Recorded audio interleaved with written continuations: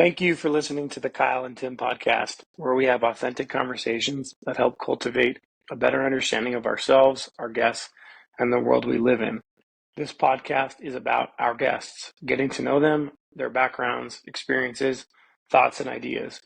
We really appreciate you listening. Before we introduce our next guest, we'd like to introduce a few of our sponsors that help make this podcast possible. Today's podcast is brought to you by Mountain Mule Transportation, located here in Bozeman, Montana. Mountain Mule is a private SUV and truck service, offering chauffeur services in all of southwest Montana. Whether it's your next skiing, hunting, or fishing trip, early morning or late night trips to and from Bozeman Airport, as well as weddings and private parties. No matter the occasion, Mountain Mule will get you there safely and on time. To learn more, visit mountain-mule.com and book today. Welcome to the Kyle and Tim podcast. This is Bob McGann, and I'm the guest speaker today. Thanks, Bob. I wanted to tell you a milk story since you drink almond milk. Because we grew up on a dairy farm. Right. So I've always drank milk, and then even now I'll get it out at restaurants sometimes. And I get a lot of grief for it.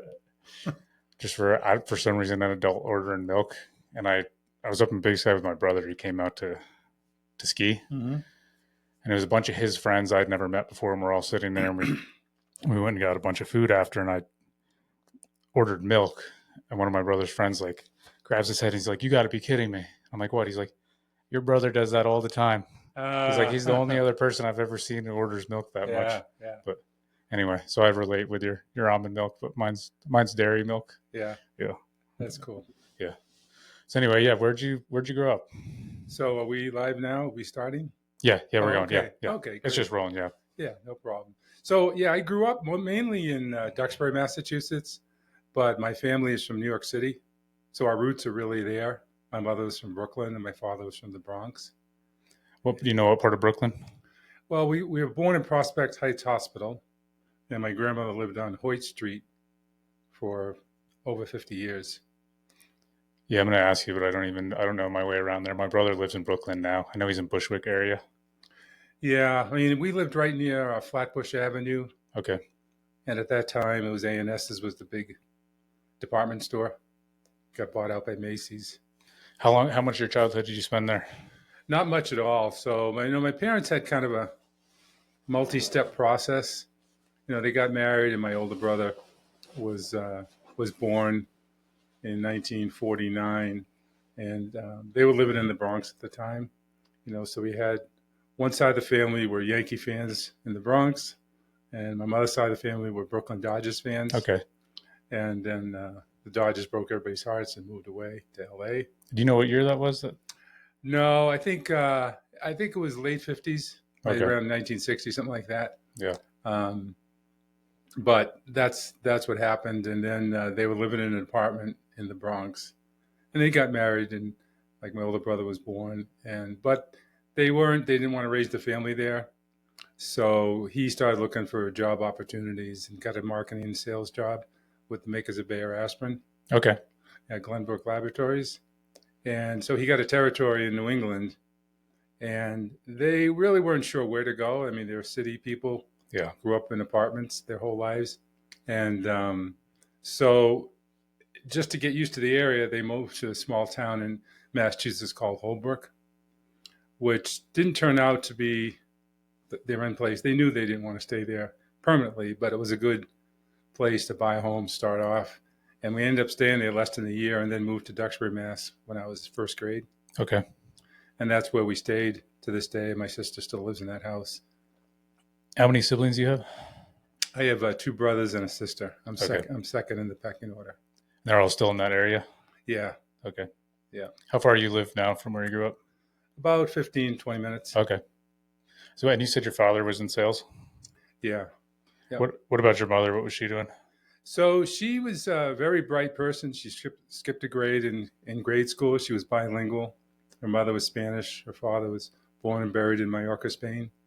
And she ended up, she didn't work when we were young, but then started working in the postal system. Okay. And worked her way up. And towards the end of her career, she was working in Boston downtown in Post Office Square. And she was, a bilingual expert. Oh, cool. And so she commuted into the city, and we actually have tapes of her being interviewed on a couple of TV shows back then. Okay. Was that because of her? I mean, like because of her job? Yeah, yeah. I mean, she did well in her job, but she was able to communicate with another audience. Yeah. Because she spoke Spanish and spoke Spanish to her mother all the time. I just listened to a podcast a few weeks ago. A guy interviewed the president of Ukraine, and the guy spoke Russian, and he wanted to speak in Ukrainian for the Ukrainian people. So they had somebody translate it, and the guy was speaking after. He speaks Russian, fluent Russian and English. The importance of a really good translator. He said it's really something that can't be done with with AI or a computer, because you miss mannerisms and you miss tones. Yeah, and it sure. can ruin a conversation if you don't know the language well and kind of know what the intent of what people are saying. It makes sense to me, yeah. Especially if you want to throw a little humor in there. It could be misconstrued. That's what he said, and that's why he had a hard time with the podcast, was because he was so adamant on speaking Ukrainian. Kind of, he wanted to honor their language, but he really wished they had done the conversation in Russian, because it would have been easier to communicate. Right. Yeah. But yeah, I think you can misinterpret things, and then it can kind of ruin a lot of the conversation. What was it like with your siblings growing up? I mean, it was interesting because all our relatives were in New York City. Okay. And we lived in Duxbury when we moved there in 1959. We lived in West Duxbury, and the town was 6,000 people. And we lived across the lake from the next town of Pembroke. So we really were kind of isolated, but it was like living in a camp. Our house was like 150 feet from a lake that was like 3 miles around. So it was fun. There was only several other houses on the street at the time, and that was our life. It wasn't as structured. The youth sports wasn't as structured back then. So we used to actually have hockey games with town of Pembroke. Okay. Because they lived across the lake. So we would have rivalry games for hockey, baseball, football, and just try to get as many people from our side of the lake. So this was more of a neighborhood thing than a structured thing? Oh, yeah. Oh, we cool. organized it ourselves. Nice. Yeah. We rode our bikes around the lake to recruit the Pembroke kids to get together teams. How big was the school you went to? So when I graduated, we had 123 kids in the school in 1971. So they didn't have any organized sports? Oh, they did. School? Yeah. Okay. But I'm saying when I was really young, growing up, they don't have youth sports. They didn't have Pee Wee football. They didn't have travel basketball when you're 8 years old, or 6 years old, or whatever it is. So, it probably sounds like the Sandlot a little bit. Yeah. It wasn't really until junior high and high school that they had organized sports where we actually got uniforms. Did you play anything in junior high or high school? Yeah, I played football, hockey, and baseball. Okay. We started the first hockey team ever in Duxbury. Oh, cool. Yeah, when I was a sophomore, my biology teacher just put a notice on the blackboard, and said, "Does anybody want to start a hockey team?" And a group of us did it, and we were a club sport for the first year. And we didn't have uniforms. We wore sweatpants and football jerseys. Okay. No hip pads, just shin pads. And so it was a rough start for us. I mean, we were outclassed by schools that had been playing for 10 years, 15 years. And then the second year, the school decided to make it a school sport. They actually said to the coach, because hockey at that time, they didn't have a lot of, this is probably 1968, they didn't have a lot of hockey rinks available. So you had to practice sometimes 4 or 5 in the morning before school. So the school didn't want to make it a team sport and sponsor it because they thought attendance would be bad. Yeah. So that year that we were a club sport, they tracked our attendance, and that was kind of hinged on whether they made it. But it turned out that we had the best attendance of any sport in the school. What time would you guys practice then that first 4 or year? 5 in the morning. Yeah. Was there Was that a county-owned rink that you go to, or? Yeah, I mean, they were privately owned, Yeah. but they were like, we had to drive at least a half hour, 35 minutes Mm-hmm. to get there and then get dressed, practice, get undressed, Yeah. get back home in time to get the school buses. I thought you were going to tell me you guys played pond hockey the first year. Well, we practiced pond hockey. Uh-huh. And actually, one of the places that we practiced was our backyard because we lived on a lake. Mm-hmm. And we didn't have ice time. Again, it was after school ice time was already taken by all the schools. So my job was to go home after school and call the coach and tell him if the ice was safe for 15 to 20 people. And then they would do it like a circle call to everybody to get everybody over there in the afternoon. How old were you when he was letting you make that call? Well, I was a sophomore in high school. Okay. Yeah, so I was 15. So you guys would just practice a lot on any lake that was frozen? Yeah. Yeah. Yeah, we didn't have a rink, so it was hard because we didn't learn how to skate in a rink. Yeah. You know, if you're on a lake, you could just keep going and going to get around people. Yeah. Yeah, it's probably slick too when you get on that nice smooth rink versus the pond ice. Yeah. I did a lot of pond ice when we were kids. There's a picture of me. I think I'm like 7 or 8, and it was in a local newspaper. I was just shoveling the snow off of our pond so we could skate. But we did a lot of that growing up. Yeah, that's what we would do. Sometimes I'd tell the guys to bring the shovels. Yeah. And then we'd have to shovel off. We could skate over a couple of inches of snow, but the puck couldn't move, obviously. How about baseball? What positions did you play? So I played first base, did a little pitching, and left field. There's actually one inning I played all 3 positions. Oh, really? Yeah, that was kind of funny. But so yeah, I mean, I played a lot of different sports. It was I always enjoyed it. What about football? Football, I played line, played defensive end, and offensive tackle. Did any of those sports go into college or no? No, actually, I really fell in love with basketball. Okay. Later on, and I always felt like I had more of a basketball build than a hockey build. Uh-huh. But I loved playing hockey too, and it was fun being on that first team. Yeah. Were you playing basketball in high school at all or no? Just pick up here and there. Yeah, did those seasons kind of intersect with each other, hockey and basketball? Yeah, you had to make a choice. Yeah. Had to make a choice because football ended on Thanksgiving Day, and basketball started the next day, and hockey started the next day. Yeah, a gentleman I was just talking to recently was saying he was in his high school. He was doing wrestling and basketball. They had both. He said it was pretty rough on the body. Yeah, they wouldn't allow that. To do that. Yeah. Yeah. And they were pretty strict. And actually, when I was a senior in high school, I started playing on a men's softball league. Mm-hmm. It was a pretty organized league. They had the same umpires as the high school leagues.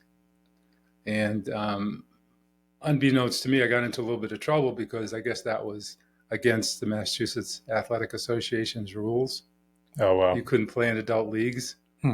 So one of the umpires recognized me at night playing softball and said that if I didn't stop, the high school team would forfeit all the games. Oh, wow. So I had to stop until after school. Yeah, that's ended. Tough. Yeah. But I was probably better off anyways.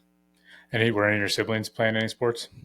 Yeah, my brother played football. My younger brother wasn't really interested in sports. And my sister, not really. I think she might have played a little field hockey, but she was really into horses. We had a couple of horses growing up. Did you ride horses much yourself or no? I did, but it wasn't like my first love. I basically rode the horses because we had the horse. Yeah, that was kind of my exact situation. We had a horse on the farm and I rode it. But yeah, definitely wasn't my first love. It was pretty far down the line. Yeah. How far is the gap with your siblings? Are you guys close to age? So my older brother's 3.5 years older. My sister's 2 years younger than me. And then my younger brother is, he's 7 years younger than me. Okay. So there was a little bit of gap there. Yeah. The last one. Maybe your sister was she in high? I guess she'd be in high school when you were, right? Yeah. Yeah. So when I was a senior, she was a sophomore, so forth. Where'd you go after high school? Did you go straight to college? I did, and actually had a couple of situations. I ended up down at the University of Kentucky. Okay. Well, my older brother had a friend of his who went to LSU, Mm-hmm. and it just seemed like a fun thing to do, to go to a big school out of state. And so I did that and went down there for a couple of years, and then took a semester and went over to the University of Valencia in Spain. Oh, cool. Yeah, which is right on the coast of the Mediterranean, and lived with the family for a semester, and was able to go out onto Mallorca and find my grandfather's grave. Oh, cool. Yeah, and that was good. And then I decided I didn't want to lose track of Massachusetts and the Boston area. Mm-hmm. So I ended up finishing my last couple of years at Bridgewater State University in Massachusetts. What was that like in Spain? Was there anything formative you learned there? No, just the different cultural differences. I think Yeah. it was good just being away. And, Yeah. at that time, there was no smartphones. Yeah. You would call home maybe on Sunday night. But other than that, I only talked to my parents a handful of times when I was gone for a few months. I mean, you didn't call home every day. Yeah. You wrote a few letters and postcards. Yeah. But that was the way of communication. How long were you over there for? Well, it was a semester, probably 2.5 months. Okay. Something like that. Was there anything about their culture that sticks out, or you just notice is a lot different than ours? Yeah, it wasn't entirely different. It was a Uh-huh. modern society, Mhm. and my my mother's side of the family was Spanish, so I was already kind of indoctrinated and knew a little bit about the Spanish culture. Yep. So it wasn't anything really shocking to me, to Yeah. tell you the truth, and it was fun. Yeah. I had a good time. What about when you were in Kentucky? Was there anything fun about that, or just crazy Yeah, I early still have college friends years? from down there, and I remember going to the Kentucky Derby, Mhm. and good fortune, we saw a Secretariat win, which Oh, is cool. supposed to be the greatest horse Yeah, ever. Just by luck, I happened to be there that day, and that's cool. yeah, I think only animal ever to be on the cover of Sports Illustrated.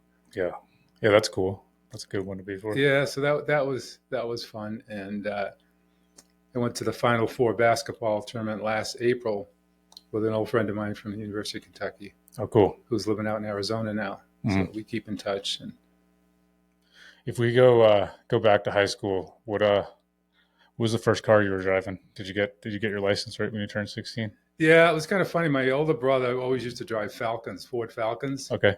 and we found one that I bought, an old purple Ford Falcon for $150, and I drove that for a while, and then finally it just died. It was an older one, but that was my first one. I gotta look that up. I don't know. Ford Falcon's not even ringing a bell for me. Yeah, I'll have to look up a picture. but I had we fooled around with small motorcycles. I had a Honda 50, like a real small, Okay. and I would buzz over and back and forth to the school with that and so forth. So, I was 15 and a half. You could get a learner's permit. Yep. And ride a bike, Mhm. motorbike. So, What was that 50? Is that is it kind of a dual sport bike? Is it a? it was just a large bicycle with a 50cc Oh, okay. engine. Okay. Yeah. You know. Did you have to have a motorcycle license then or no? Mm-hmm. Yep. Yeah, I've got one too. For a while it was like a Suzuki dual sport. So it kind of looks like a dirt bike. Yeah. But it's legal on the road. It's got blinkers and everything. I had it for a while, but I had so many people almost hit me. I finally got rid of the thing. Yeah. It was more other traffic and just people you have to worry about because they just don't see. And I think it's worse now with phones. So I parted with that thing probably 10 years ago. It's a good decision, I think. Yeah. Yeah, I always think about it, but it's really not worth I'd rather just ride a dirt bike off road somewhere. That does enough. Yeah. So let's see. After what kind of work were you doing? Like, what was your first job when you were in high school? So I used to caddy quite a bit. There was a local golf course. Okay. And that was fun. That was good. We'd get up early in the morning, be at the golf course around by 7. Yep. And carry 2 bags for 18 holes, and that would take 4.5 hours or so. And then sometimes we'd do it again in the afternoon if there was people playing. So that was kind of my first job, and we used to shovel snow for neighbors to make money, things like that. Did you play golf when you were that age? Or I didn't really play. They let us play on the course. Yep. After 4 o'clock, you could play. Free caddies could play and stuff. But I never really got into it until I was in my mid-20s. Uh-huh. I was always doing other sports. Yeah. And even we started a basketball league in the summer. So it was just, I was on some team year round growing up.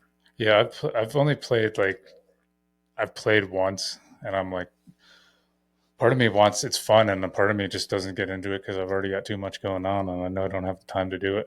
It's just another sport, another hobby to take up. Yeah, I mean, I played full court basketball up until like I was age 55. Okay. And great workout. Yeah. A lot of fun. But I was playing with people that were less than half my age, and it was getting a little dicey. Plus, my had a tendon problem in my right ankle, so I ended up having surgery. So that kind of ended things. Yeah, I still play in the men's baseball league. I think there's some guys in their 60s that play. And same thing, they're playing with, like, some of the guys that play in our league are college players, and they're just trying to get work in for the summer and stay active. And I don't know, you get in there sometimes and there's guys throwing like mid upper 80s, and you gotta, like, sometimes I can keep up with it, but I'm even a little out of my league because I'm just playing for fun. Right. But yeah, there's a mix. There's some guys still in their 60s that'll do it, but I mean, a lot of guys, it's probably 20s to 30s really. But I guess that's kind of how it is in rec league. It's anything after. Right. Yeah. But yeah, so after college, I ended up, one of the interesting jobs I got was Michelin Tire was expanding. Their headquarters were in Paris, and they didn't really have a presence in the United States. Okay. So I'd worked for Philip Morris for a couple of years when I first got out of college. And it was a good job. It was well-paying and stuff, but I couldn't identify. They had Miller beer and Marlboro cigarettes. Uh-huh. And so I ended up applying for this position with Michelin. Mm-hmm. It was a totally brand new thing. And it was a really good lesson because they were very crafty and intelligent about how they hired people. And I remember going in for the first interview, and we had to fill out an application. And it said at the top in small letters, "Do not print." So many applications say print clearly. Mm. So that was, anybody who printed was automatically eliminated. That was their first. Just for the awareness of reading that or seeing that? Yep. Yeah. And also because they want to do handwriting analysis. Okay. So I got through that phase and got through the first interview, ended up getting hired. And they said, we're not sure where you're going to be working yet. It could be anywhere in the United States. So can you make that commitment? So I said yes. And again, if you said no, you didn't make it past that stage. So we ended up, they said there was going to be a training program around 3 months. So we went to Lake Success on Long Island in New York for a 2-week class. And there was 13 of us, very interesting group. A lot of them had military background and were pilots. So they were looking kind of for a certain profile person. And there was one guy who was actually an ex-speechwriter for Jimmy Carter. Okay. Who was in the group. And he wasn't going to go on into sales and marketing like the rest of us, but they wanted him to go for the first 2 weeks just to get oriented. He was going to go into public relations for him. Mm-hmm.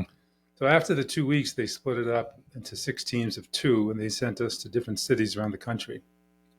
And they said, you're going to live in this city for 3 weeks, and you're going to have a partner, and a trainer is going to be with you. And your job is to build up a business for Michelin tires in that city. Now, at the time, Goodyear tires, Firestone, all these other rubber manufacturers had the market. Not many people knew about Michelin, couldn't even spell it right. Mm-hmm. People used to say Michigan tires. So is this still during the interview process, or you're now hired on? Well, we were hired, and they gave us an expense report. Mm-hmm. But then what happened was, after about 2.5 weeks, I went down to breakfast one morning, and I'm sitting there with my trainer, who's a very serious guy. stern, and I said, "Where's Zach?" And he said, "Zach's no longer with us." And it turns out that the first 5 weeks were a part of the interview. Oh, okay. And they wanted to see how you handled money. Mm-hmm. They knew you weren't going to build a business in a few weeks. Yeah. But they knew that they were coming from France and hiring all these American people who they didn't know. And they're going to spend all this money, across America. And they just needed people that they could basically trust, and they wouldn't just be abusive with their. So you've got some free reins on what you're spending, and they're tracking these expenses. Exactly. Yeah. So to back up, when you said you were doing the first job, what was your position there? You said that was for sales and marketing. Yeah. Okay. And what do you have a degree in? I have a bachelor's degree in psychology. Okay. And then I have an MBA degree. Okay. So if you think about why you were able to pass, what year was that when they were doing this hiring? It was, so I graduated probably 1979. Okay. How old are you then? So I was 25. Okay. Yeah. Do you think it was your upbringing or your degree? What do you think gave you sort of the edge to pass through this sort of rigorous hiring process? Well, first of all, I didn't know any better. Yep. I was just basically following instructions. So I guess most people who are not abusive and have a reasonable character, they were looking for. Yeah. So I don't know if anything particular, but I wasn't out to waste other people's money. I was serious about the position. It was a big deal to me to take this step and make the commitment. And so that morning, we had breakfast, we went out for a few hours, and it was pretty funny because this guy, Frank, took me to the restaurant at the top of the Playboy Club in Chicago and bought me a martini and said, "Welcome to Michelin Tire."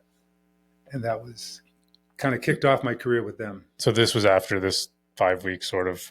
It was the same day they fired the other guy. Oh, cool. Yeah, just at the end of my 3-week tenure. And then that next Sunday, so I flew home Friday from Chicago. Then I had to fly back Sunday night to continue the 3-month training to New York. And I went into the hotel expecting to see all my buddies that I had met. And there's only 2 other guys. Oh, wow. So what'd you say it was? How many was it? So they fired 9 out of 12. Okay. And you said your father was in sales, right? Yes. Do you think you picked up much from him, like that gave you an edge just from being around him? Maybe. I mean, I never saw him in a sales meeting or never was with him. But I think, too, Michelin had a whole different way they weren't slick salesmen. Mm-hmm. They had a quality product that was the best built in the world. It was more expensive. So you weren't going to sell anybody on the price or discounts or any kind of, it was more like if you wanted to invest in the long run, you would buy this product. And they had a whole system that you had to follow, and it was very technical. So, yeah, a good friend of mine who's actually our veterinarian on our farm back home, he'd always say this just from a business standpoint, is you never want to be the cheapest.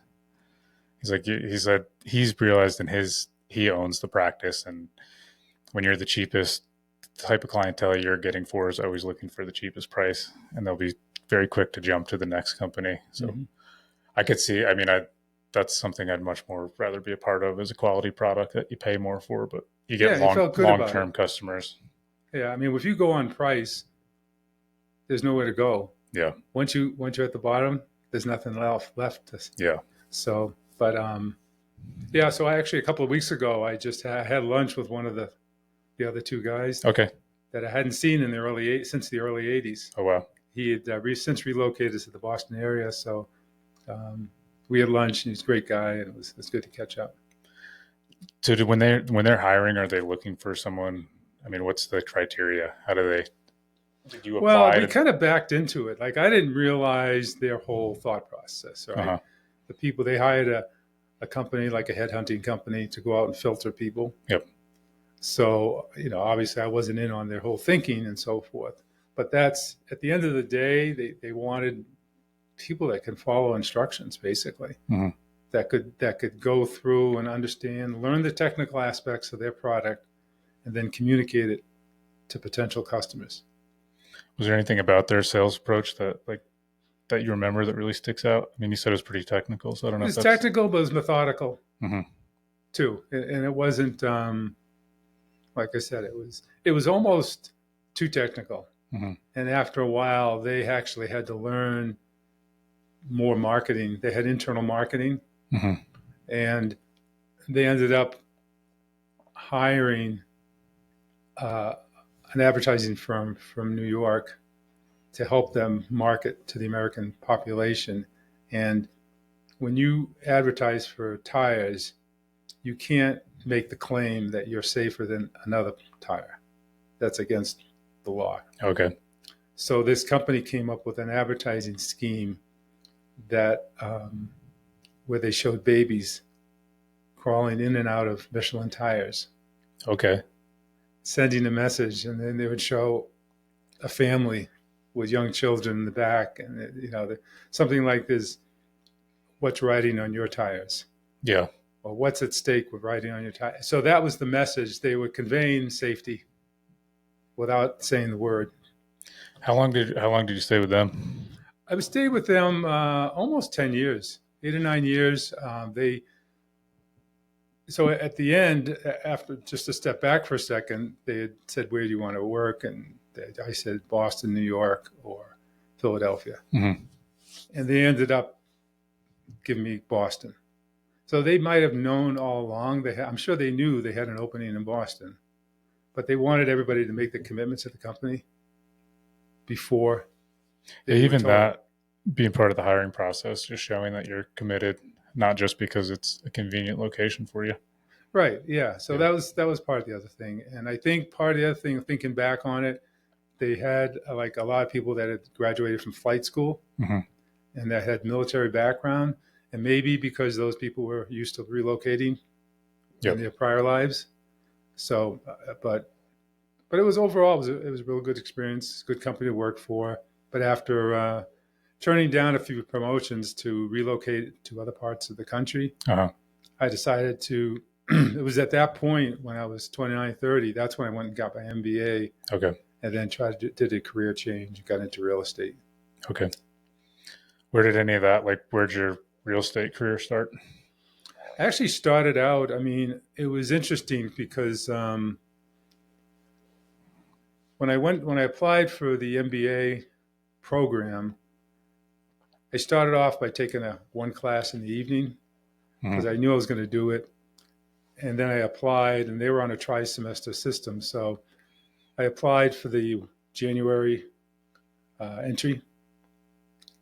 So I got I got accepted, and I applied for like an internship, which is like a scholarship. Yep. But you're supposed to work so many hours a week to earn the thing. So I went in. I said, "Okay, I'd like to meet the head of the finance department," and they said, "Okay." And I went in and I met him, and we ended up hitting it off. And he offered me a different scholarship. Okay. Which is it was great the way it worked out on mergers and acquisitions. Mm-hmm. And he said, I'll agree to waive your tuition if you work 20 hours a week on this project, which was an awesome opportunity, which I took. But that kind of got me into valuations and valuing assets as well as real estate. So I kind of had that in mind. And then when I got through the MBA degree, I got a commercial appraisal license. Okay. So I started working for lenders in Boston, started appraising office buildings, industrial buildings, and hotels, things like that. Yeah, that must have been a great experience, just those 20 hours working with him. I'm sure you picked up a lot there.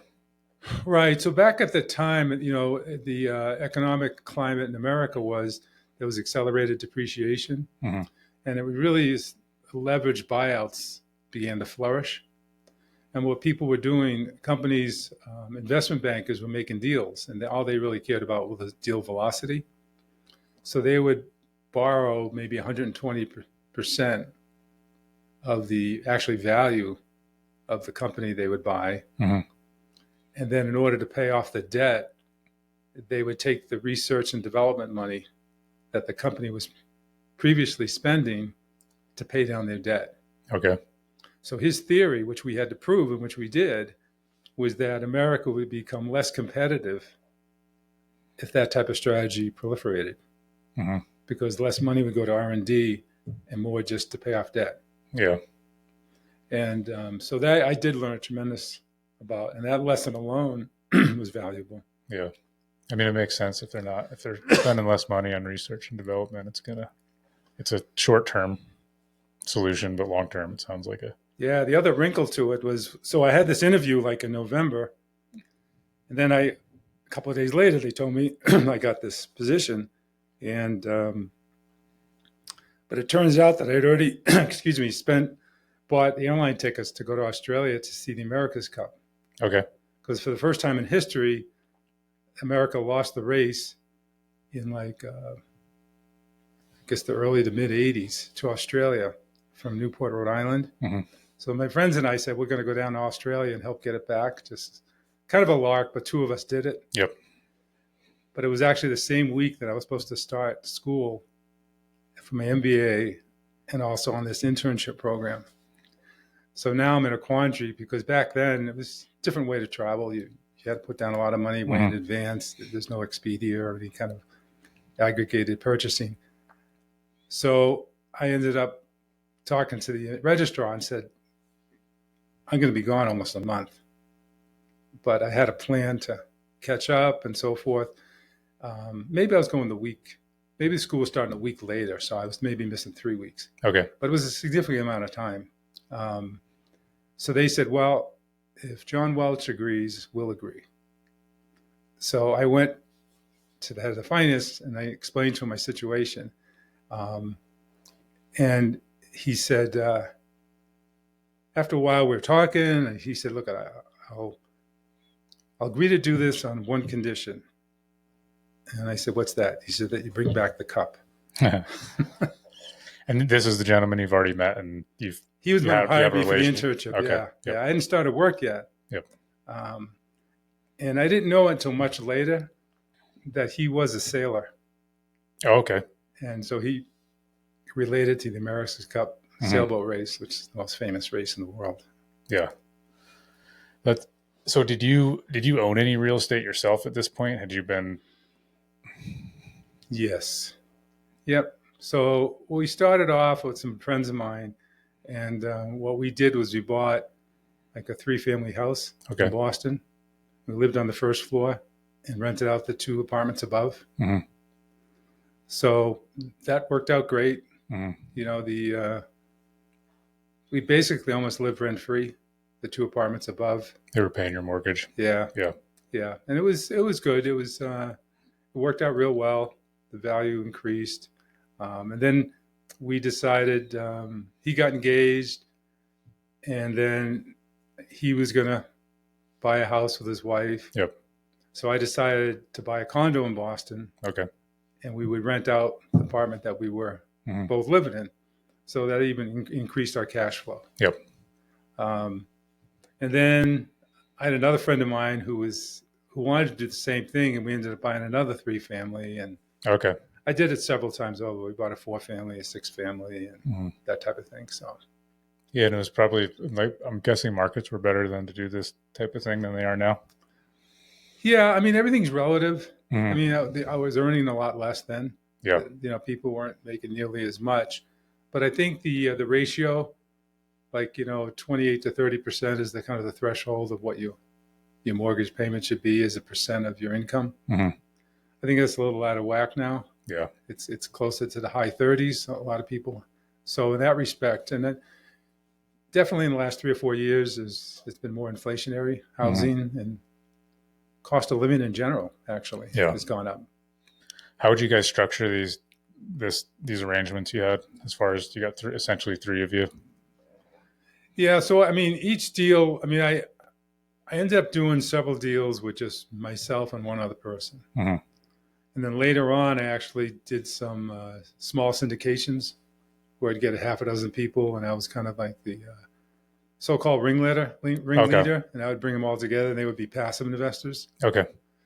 And we just basically we didn't have anything like an official document, but basically saying we had a 5-year time horizon, and we would invest, and after a certain amount of years, we'd sell out and hopefully make money. Yeah.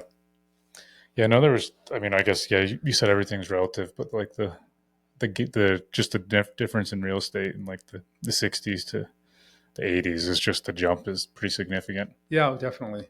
I don't know if that's all relative to income and everything as well. Well, my father bought the house in Duxbury for $14,000. Yep. An acre of land on a lake with a 3-bedroom house. So today, I don't know, at least $1.5 million on that same parcel. But in between, I mean, things were gradually going up, and I think the city of Boston changes too. The urban landscape changes, and every city's a little different. So it depends on where you're buying in the city and crime and that type of thing. Yeah, my mother grew up in a 5-story, I guess it's 5-story apartment building, or house. I don't know what you'd call it, but her parents owned it. Her father was a pediatrician, and her siblings, they sold it when their parents passed. But I can only imagine what something like that would be worth today. Right. I have no idea what they sold it for or what they got, but any real estate in New York City these days can be very valuable or a huge expense. Yeah. I mean, I think you have to get good at understanding debt and mortgages. Yep.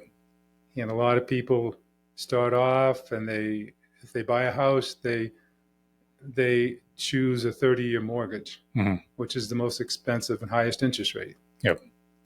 And I think there's some statistics show that the majority of the people do something with their mortgage within the first 3 to 5 years. Like, they don't sit on that mortgage for 30 years. It's just like buying a pair of shoes that's going to last for 30 years. You're not going to have the pair of shoes, so why pay the higher price? But there's a risk. If you buy an adjustable rate mortgage, the interest rate could go up after 3 years or after 5 years. So, but I think there's some type of happy medium where homeowners can, if they learn about that, they can get a lower interest rate and help their monthly payment. And the lower interest rate will also mean that the split between principal and interest, they'll be paying more of the principal each month too. Yeah. To lower the interest rate. Yeah, my sister and brother-in-law bought something out here, I think in 21. And I think they're locked in around 2. They might even be under 2. I know they're under 3. And now anything, you're right around 7. So. Right. Yeah. So, I mean, I guess that's historically low. Yeah. Right. Yeah. And it was just, I mean, I purchased a vehicle then too, and I'd financed it for my business. The same thing around that time. It was under 2%. Yeah. So it's almost, at that point, it's almost like, why wouldn't you finance? Keep your cash. You're paying such a small amount of interest that it's almost makes more sense to keep the cash for the business. But now when it gets upwards of 7, it really makes you reevaluate things. Well, historically, it's still reasonable. Even at 7. The house that we live in now in Hanover was built by this couple in the early 80s. And their mortgage was between 17 and 18%. Oh, wow. So that gives you some perspective. Yeah. So people starting out then, they were building a house, they're a young couple. That's what they paid for their mortgage rate. How long would the term generally be if you're locked in there? Well, I don't know if they did a 30-year. And back then, I think over time, there's been a lot more investment products too, mortgage products. Yep. With a lot of different, where you can buy down points and so forth. So I don't know exactly, but I remember the prime rate back then was around 18%. Yeah, that's high. Right. What's it now? 4%, 5%, something like that. Yeah. The last I spoke to anyone here, it's like you'd have a tough time getting under 7, even with excellent credit and a certain amount down. You might get under 6, but so the people who lived through that era, they have no sympathy for us now. Well, they have better perspective. Yeah, that makes sense. But so that when you see a 2% rate, that's when you get close to 0. I mean, it is smart to lock in. Yeah, that makes sense. So how long did this next career last for you? So I did that probably 7 or 8 years, and I was at that time, I was getting. I met Nancy. Mm-hmm. We were engaged. We are going to get married, and there was a company on the South Shore that was very well respected, Tedeschi Food Shops, and they were expanding. And I had done an appraisal for one of their properties for Bank of Boston, Okay. and I had met one of the owners, and they were looking for people in the real estate department. I ended up talking to him, and I decided to go to work for them, and ended up there for 20 years. Okay. And what were you doing for them? So I started off as a real estate manager, and I ended up as vice president of store development and one of their executive staff members. Oh, cool. Yeah. So it was a great experience. They let me grow and take on more responsibility. As time went on, I not only handled real estate, but I handled all the environmental issues. Construction department reported to me. The store services and maintenance reported to me. And then I ended up actually being the person who bought gas for the state. They were in the convenience retail business. Uh-huh. So they had food stores, but they also had a number of stores that had gasoline. Okay. So I ended up buying the gas. But I think the lesson there too, and that helped me because once that company was sold in 2015, I had a lot of experience in the fuel part of the business. Mm-hmm. And I think the lesson there was it's like I became known at that Tedeschi company as the environmental fuel person. Okay. Even though I didn't know anything about it when I started. But no one else knew it, so I just kind of took it upon myself to learn about it, and that helped me get a reputation. So when the company was sold, this CEO of another company that was half owned by Shell Oil actually reached out to this CEO, Peter Tedeschi, and said, "Do you mind if I talk to Bob or any of the other management team?" Mm-hmm. And that's how I was able to. I was really lucky to get a seamless transition to that next company where I stayed almost another decade before I retired. Okay.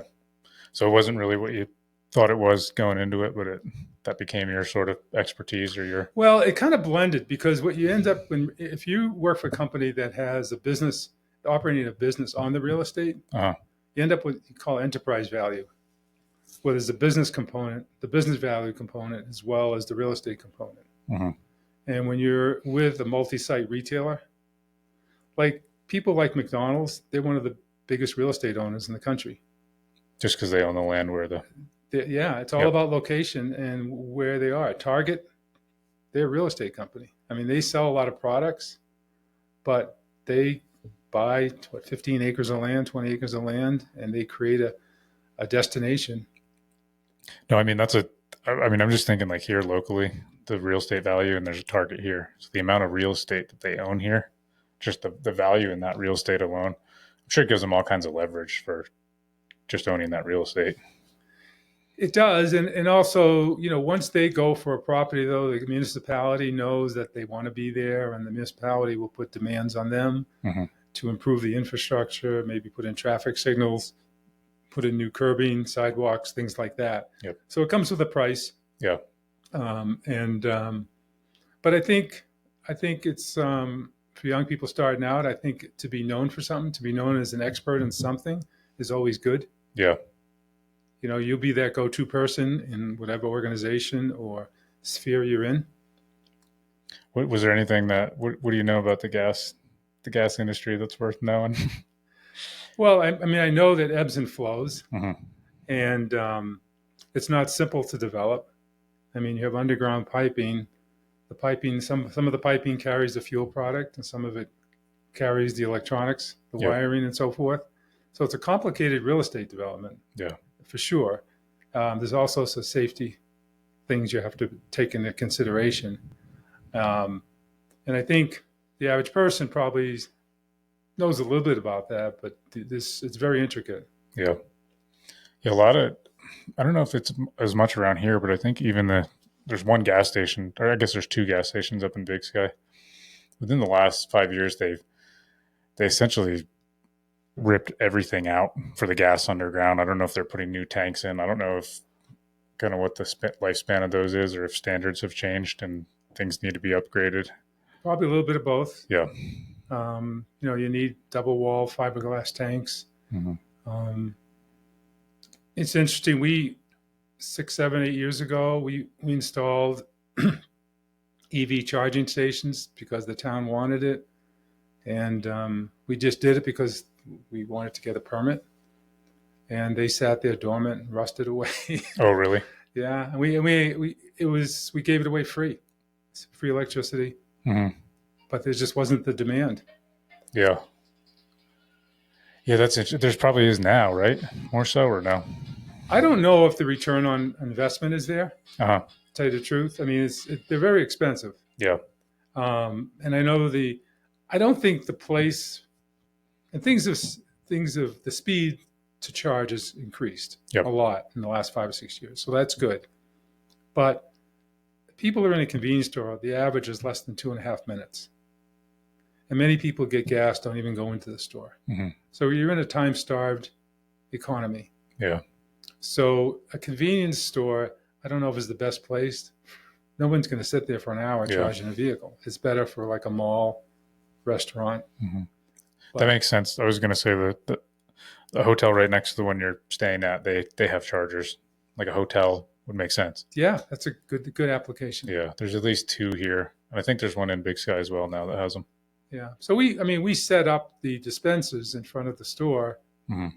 so that if someday it went to 100% EV, you could just pull off the dispensers, put down charging stations. Yep. And you're retired now, but you're doing some teaching now? Yeah, I teach at a couple of schools and graduate real estate development programs. Oh, cool. Yeah. So one's real estate economics, capital markets, and investments. Okay. That's one class at Roger Williams.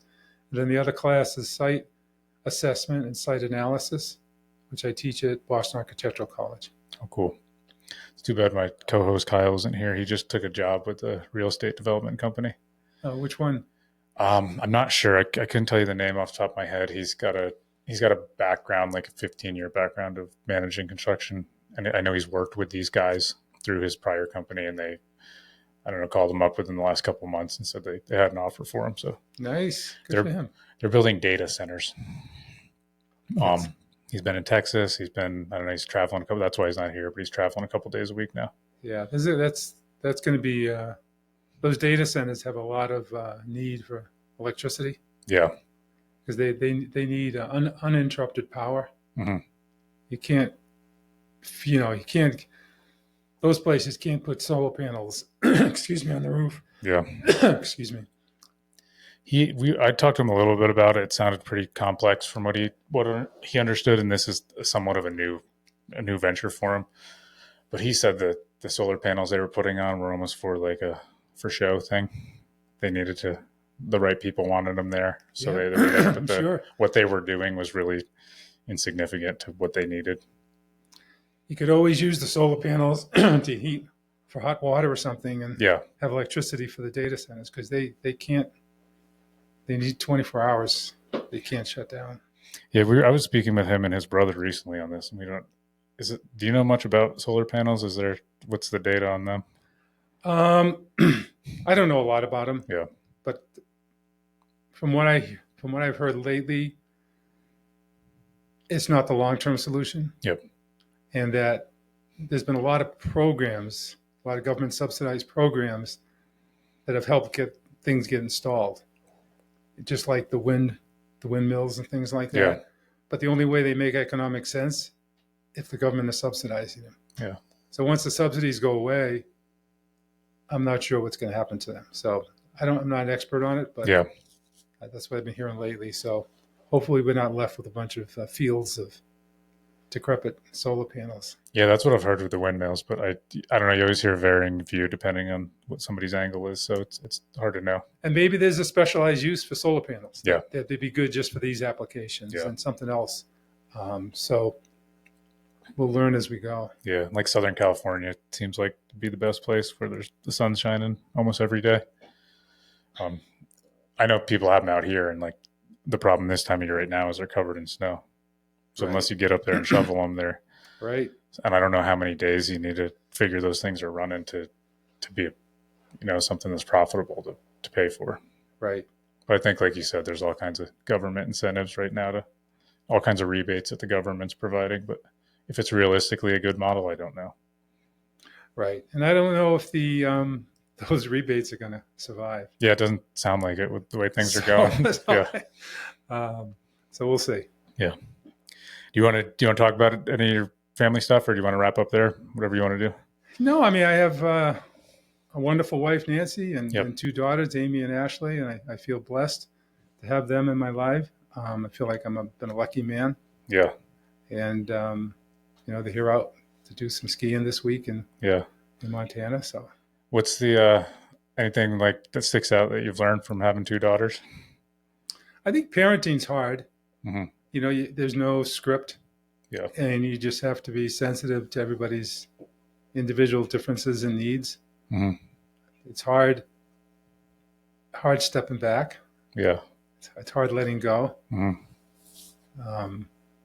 But beyond that, as a parent, I think sometimes you have to look at the bigger picture and the long view. And sometimes you get hung up on the details, especially when they're younger, but it's all good. Yeah. Yeah. I'm not a parent, so I can sit here and criticize everyone who is, but I can only imagine what it's actually like to be in the shoes. Well, it's an awesome responsibility. Yeah. And you never stop worrying. Yeah. But that's what makes it special. Yeah. I heard someone describe this as a gentleman I think his kids were getting older, they're moving out of the house or had moved out of the house. And he said, watching your kids grow up and become adults is like being in a tug of war that you're eventually going to lose. And the tug of war was just trying to hold on to them being your kids forever. Yeah. That's an interesting way to do it. Yeah. But I guess you'd have grandkids maybe someday. So that's, yeah. That'd be something to look forward to. My mother, I've got two nieces and a nephew, and my mother comes out quite often to see them because they're all here. And I've never seen her happier in my whole life. And she's with her grandkids, which I don't know if that's a bad thing because I'm her son. But I think the pressure of being a grandparent's a lot lighter than the pressure of being a parent. Yeah. And I'm sure as we all get older, you appreciate things more and more. So that might be part of it as well. Yeah, I think that's probably a big part of it too. Yeah. But that's great. Cool. Well, let's wrap it up there. Thank you, Bob. Okay. Appreciate it. Thank you, Scott. Tim, anytime.